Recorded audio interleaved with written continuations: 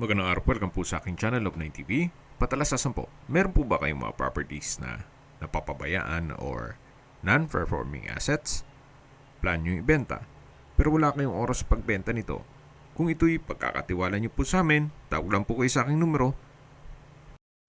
Usap po tayo, gawan ko po ng video for free. Yes, libre po, wala po kayong babayaran. Tutulungan pa namin kayong mabenta ang inyong property. Kami na po bala sa marketing, sa boosting or paid ads, even sa tripping. Hindi na po kayo mapapagod sa pag-entertain ng mga buyers. Kami na po bala sa lahat. Tawag lang po kayo. Okay, sa mga familiar po dito sa property na to, opo, na-vlog na natin to. So, panibagong arrangement naman. Hindi na po kasama ang sasakyan at hindi na po kasama ang mga kagamitan. At meron na rin pong mga improvement. Marami na rin pong mga halaman at nakabakod na po ng concrete fence buong property. Pero siyempre, sa presyo naman ay mas mababa na siya. Babanggitin ko na po, hindi po kasama yung pick-up at mga gamit. Bare lang po, bahay lang at lupa. 13.8 million pesos. Net na po kay owner. Kaya ibig sabihin, si buyer na po ang sasagot sa lahat ng taxes at expenses with regard to documentation. Sa laki po nitong area nitong property na 1,172 at meron ka pang 2-story house, para sa akin fair deal na rin po yung presyo nilang 13.8 million pesos net. Ito po yung stock room. Malaki naman po ang spasyo nito. Pwede po itong maging workplace ninyo kung mahilig po kayong magbutingting. Then, katabi lang po nito ay yung dog house. Kung meron po kayong mga alagang aso, may bahay na rin po sila. Then, may dog cage na rin. At halos kasing laki na rin po nung stock room. So, ito pong property, ulitin ko po, ay may lot area na 1,172 square meters at may floor area na 200 square meters. So, yan po yung balkonahe. At mula po dito sa balkonahe, ito naman po yung main door na steel door at may multiple locks. Then, stainless din po yung door handle. Yan po yung hagdan. Ito yung open below. Then, dito naman po yung living area. Napakalaki po ng espasyo. So, sa ngayon po, i-assume nyo na totaling wala pong mga gamit. Pero po ng mga built-in, syempre, masisira yung structure. Then, dito naman yung dining area na napakalaki po ng espasyo. Sa pintura po, wala po kayong papagawa dito. At dito naman po yung island na kung saan may pendant lamps, may dalawang high chair. At ito naman po yung kitchen countertop na may wall-mounted kitchen cabinet at storage ng kitchen utensils. Ito naman po yung double wooden door na papunta sa dirty kitchen. Napakalaki din po ng spasyo nitong dirty kitchen. At ito'y naka-tile flooring. Then, ito po yung access door na papunta naman sa likod ng bahay na may covered lanay. At hanggang sa dulo po yan. Yung unang parte ng video, yun po yung back view ng bahay. At mamaya po, ikutan natin yan. Balik po ulit tayo dito sa dirty kitchen at ito po yung common toilet and bath na may hot shower set, hand wash basin, water closet with bidet at ito'y naka-tile bathroom wall. Meron din pong bathroom window. At lipat po tayo dito sa unang kwarto. Kung meron man po kayong PWD or senior citizen sa pamilya, ito po yung para sa kanila. sa ngayon, may mga kagamitan si owner. Nang nagpiprepare na sila once na may makabili nito, at least nakaredy na yung mga gamit nila. Balik po ulit tayo dito sa loob. Yan po yung formal kitchen, yung island o breakfast nook. Dito yung dining area. Then mula po dito sa dining area, meron pong access naman papunta dito sa living area. Na napakalaki din po ng espasyo. Sa pintura po ng ceiling at wall, wala po kayong may pipintas dito. Maayos na maayos. So yan po yung main door at ito po yung under stair storage. Ito po yung hagdan, naka-concrete staircase, stainless handrail at railing. At samahan niyo po ako, akyat po tayo. So kung sakali man po ang ating senior citizen ay gusto dito, meron naman pong lifter na ngayon na nagkakahalagang 300 to 500,000 pesos. Depende po sa magiging disenyo. Ito po yung family area. Napakalaki din ng espasyo. Wooden design ng tile flooring. Check po muna natin itong master bedroom. Yung iba, familiar na po dito. Napakalaki po ng espasyo. Ceiling cove design. May pin lamps, center lamp, customized glass window with security grill, tile flooring. Meron po itong sariling toilet and bath at walk-in closet. At from floor to ceiling po yan. So marami-rami ding gamit ipapasok po dyan. Then dito naman po yung toilet and bath na kung saan ito'y naka wooden door. May hand wash basin, vanity mirror, wall mounted glass rack, water closet. Then meron pong shower curtain, naka-tile bathroom wall, may hot shower set, at bathroom window. So yan po yung toilet and bath dito sa master bedroom. At lalabas na po tayo. Tunghayan nyo po ulit itong master bedroom na kung saan sa dulo po ay mayroon pong access door na papunta naman sa balkonahe o terrace. Then mula po dito matatanaw naman yung main gate, yung doghouse at yung stock room. Hanggang dun po sa dulo ang balkonahe. Yung unang video ko po ay hindi pa ganun ka yung mga halaman. So ngayon punong-puno na siya ng mga halaman at yung ibang parte nitong concrete fence ay hindi pa kompleto.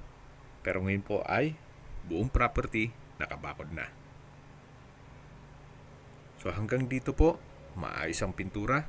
Wala po kayong papagawa. Even itong ceiling panel, maayos.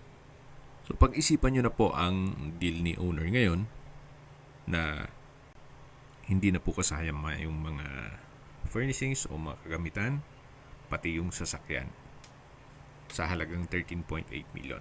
Kung bibili po kayo ng lupa, ganito kalaki na 1,072 square meters, medyo may lasa na rin po ang presyo ng lupa dito.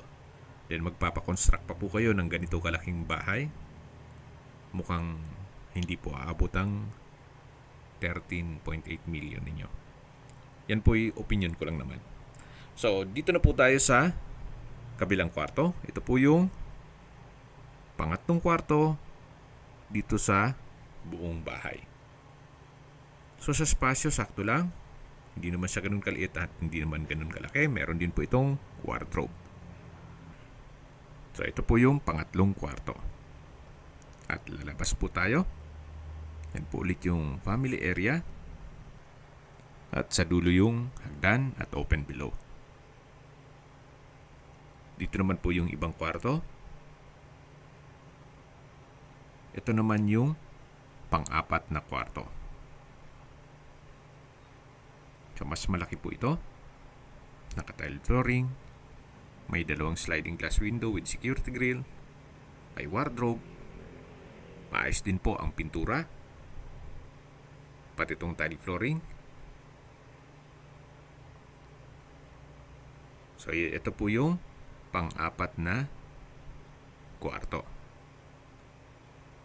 Labas po tayo. At dito naman yung family area ulit. At dito na po yung pang-limang kwarto. So malaki din po ang spasyo nito. Halos kasing laki ng kabilang kwarto. May dalawang sliding glass window with security grill, naka-tile flooring, may pin lamps, may wardrobe. Then marami pong mga outlet at maayos din ang pintura. So ito na po yung pang-limang kwarto. So yan po yung mga kwarto na naikutan natin kanina. So paglabas po natin, ito naman yung family area at ito naman po yung common toilet and bath dito sa second floor. May hand wash basin, water closet with bidet, vanity mirror, overhead shower, tile bathroom wall, may bathroom window, may shower curtain. So wala din po kayong ipapagawa dito. At habang naglilibot po tayo, pag-usapan natin ang distance, location at travel time.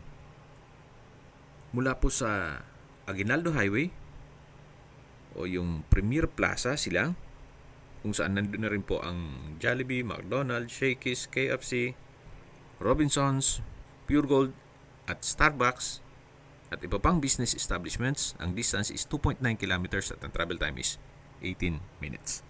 Mula naman po sa Silang Public Market o sa bayan mismo, ang distance is 4.2 kilometers at ang travel time is 9 minutes.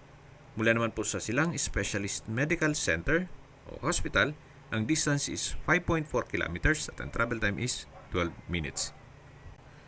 Yan po yung lagong pinabanggit sa aking video na dapat niyo i-consider sa paghanap ng property, yung meron pong malapit na hospital. Hindi ko noon po sinasabing sakitin kayo. Yan naman po ay for emergency purpose lang naman. Mula naman po sa Tagaytay Rotonda, ang distance is 14 kilometers at ang travel time is 22 minutes. Mula naman po sa Calax, Aguinaldo Highway, ang distance is 7.5 kilometers at ang travel time is 14 minutes. Kung manggagaling naman po sa Manila o sa airport, ang distance is 46 kilometers at ang travel time is 1 hour and 15 minutes. Okay, ikutan po natin itong bakanting lote kung saan mga nasa 900 square meters pa po yan hanggang sa dulo. At dito po sa likod ay meron pong mga fruit-bearing trees. Itong mangga, nakita nyo, may guava, papaya, makopa, atis, Japanese orange, kalamansi, avocado, kakao, nyog, at marami pa pong iba. Yung old video ko po ay wala pa pong enclosure na ganitong mga halaman at may gate. So dito po sa bakanting lote, pwede po kayong maglagay ng swimming pool, then sa dulo lagyan ng guest house, at playground din po ng inyong mga aso. Or kung mahilig po kayong mag-alaga ng panabong na manok, pwede rin po. Napakalawak pa po niyan. So yan po yung papaya na kung saan namumunga na rin. Gawa ng pataba po ang lupa dito. So yan po, hinog na siya. So pwede ring pang tinola yung color green. Yung old video ko ay hindi pa po yan nakabakod hanggang sa dulo. O meron namang parte na nakabakod pala pero hindi pa pinturado. So yan po, you might consider this property, especially dito sa bagong presyo niya na 13.8 million. So hanggang sa dulo po yan. Dito po yung tinutukoy ko na pwede po kayo maglagay ng guest house. Then, swimming pool. Anyway, depende po sa inyo kung anong magiging purpose nyo dito sa property once na ma-acquire nyo ito. Tunghayan nyo po ulit, napakatahimik po, napakaaliwalas, at malamig po ang klima dito. Ito po yung nasa mataas na lugar. Ang estimated elevation above sea level ay 1,127.3 feet. Kung may mga katanungan po kayo, tawag lang po kayo sa aking numero. At sa mga kababayan naman natin na sa ibang bansa, meron po akong Telegram. Sa mga iPhone user naman, may iMessage. Meron din pong Imo, Skype, Viber at WhatsApp. Same number lang po, 0917-316-3399. Sa mga nagtatanong naman po ng aming Facebook, meron po aming Facebook page na Nov9TV at Facebook Reel Video. Meron din pong TikTok at Instagram. May ibang YouTube channel po kami na The Nov9TV Channel, Nov9TV Listings, Nov9TV On The Spot, Nov9TV Updates, at Nov9TV House Rental. Sana po na ibigyan nyo ang video presentation. Pag-like and subscribe na lang po sa aking channel para ma-update din po kayo sa aking future listings. Kung sakali po hanap nyo yung mas malaking sukat ng lupa, meron din po kami ibang listings na pwede nyong pagpilian. Huwag po kayong mag-atubiling tumawag sa amin, then let us know your budget para malaman namin kung anong property pwede naming ilok sa inyo. Sa lahat pong viewer, subscriber at nagtiwala po sa amin, salamat po sa suporta. Ingat po kayo lagi at itong pamilya. Maraming salamat po.